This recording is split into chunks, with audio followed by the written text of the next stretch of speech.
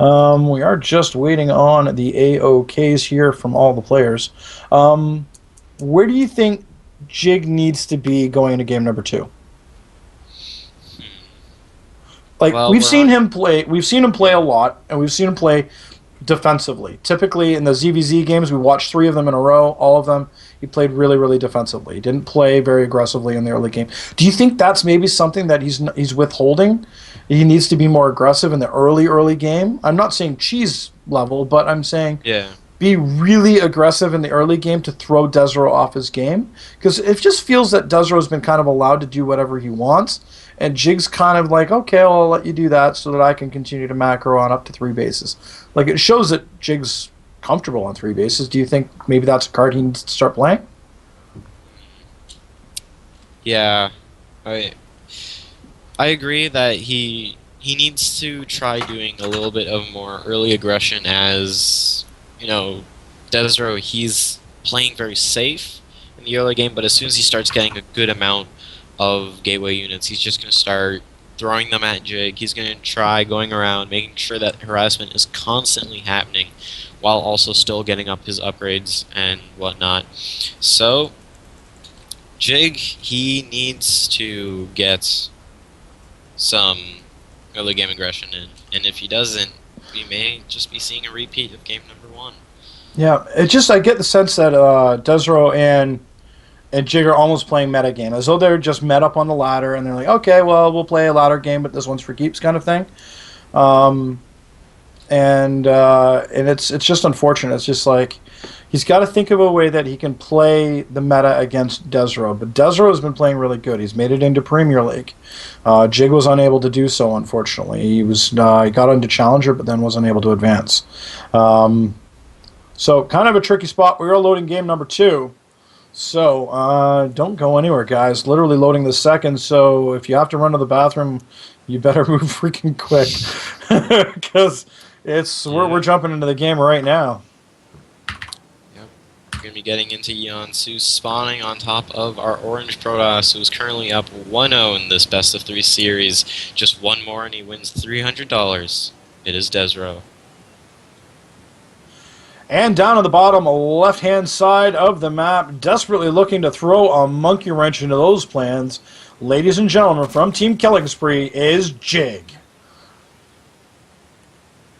So, yeah, this is going to be difficult, to say the least. Jig, I know he's coming out of that first game going, damn it, damn it, damn it, I need a victory. He wants to make that $300. More importantly, he wants the bragging rights that he can take on his arch nemesis, desRow. Of course, guys and girls, if you're wondering, they're actually good friends. In fact, they carpooled to this tournament. But in-game, these guys are fierce competitors. They always have been. I wouldn't be surprised if there's going to be a little bit of a walk by both these players after the game, so they get to separate for a couple of minutes while they cool off, because of course these are always heated battles between these players. And we do see, of course, Jig's Overlord heading its way across the map, or as I like to call them, Sloverlords, although they did get a speed buff a little while back. But gate going down here for desRow. But what is Jig going to do? That's the question. Is Jig going to be aggressive in the early game? Is he going to switch it up? Is he going to do something sneaky? You know, a build I'd like to see, and I don't know, I don't think he'll do it. You remember that when Heart of the Swarm initially came out, people were really experimenting with that Swarm host Nida Swarm play with the queens and some roaches. It's like it's a really fantastic 2-base hit. I'd like to see that. I actually think that that could possibly work against desRow, because his vision of his base is never always 100%, and that kind of crap would work against him, I think. I mean, it's sneaky enough. You could pull it off. And I know Jig likes surprise attacks. Yeah. Well, we're going to have to see right now. The spawning pool is going down. Hatchery did just get dropped down by Jig here. And desRow is going to be getting that Cybernetics core. Going to be getting his gas at 20. So it looks like we might be seeing some Twilight Council play coming out of desRow. Or, pause. Tactical pause. Going to be coming out of desRow here. Yeah. It's the pause of pauses. Pause. Okay, it looks like they're ready to go. Might have just been an adjustment, like maybe the mouse mat or something has come loose or whatever. Does happen, you know. It's a tournament, right? And I know desRow's got pretty quick hands. He moves quite a bit when he's playing. So, but Of course, this is being casted, well, it is, of course, casted live for you guys and girls. This is an offline tournament, though. It is at Le Skyzo. It is the LAN Cafe in Quebec City. It is Skyzo Cup number 9 that we are watching the finals of. Game number 2, Jig versus desRow. And it looks like desRow is just getting ready to throw down a natural, but as we transition on over to Jig's point of view, we do have the Queen transitioning on towards that natural, taking a very quick third as well, but this is going to get scouted by desRow. Looks like Jig is playing again, for that later macro game, and this works really, really well for desRow. He's got a stalker out on the map, going to chase down those lings, but they'll get out of there just in the nick of time. But desRow is going to expand on here, doing that gate expand, but like you mentioned, 2 gases. Where's he going to go with all that gas? That's the question.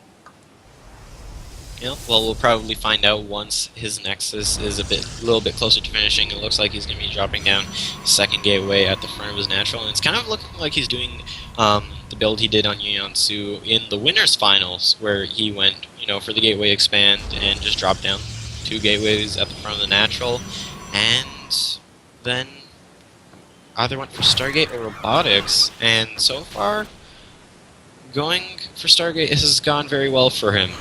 Yeah, it has, yeah. That one time he had those, both times he's had 5 Phoenix in this, guys, he's always come out ahead, right? So, this is going to be close. If there's a guy that can shut down desRow in this series, in this tournament, it certainly is Jig. And Jig is going to take a Roach Warren. And this is what I'm thinking is going to be really good. If he can get a good ball of roaches early on and get him across the map, he can do a lot of damage to desRow. That's the catch.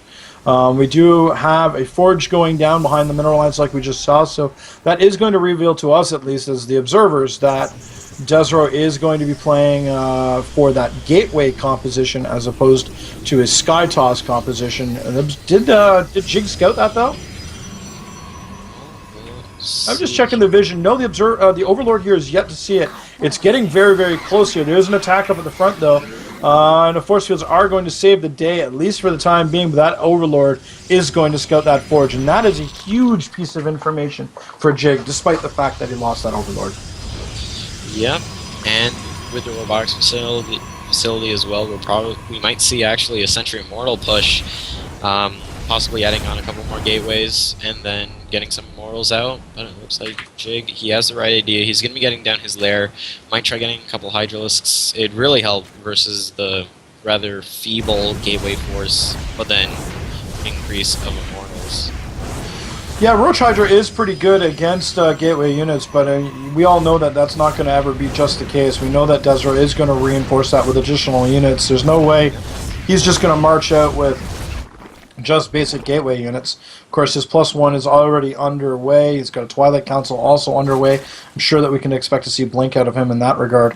Also, an expansion is up here for the third base of Jig, and it is starting to get saturated very, very nicely. I should also point out, though, still only a handful of gases have been taken. Evo chambers are going to go down as well to give Jig that upgrade advantage he will need. Again, good building, good build orders out of both players. So the question is who counters who and who can get more units faster. That's the question.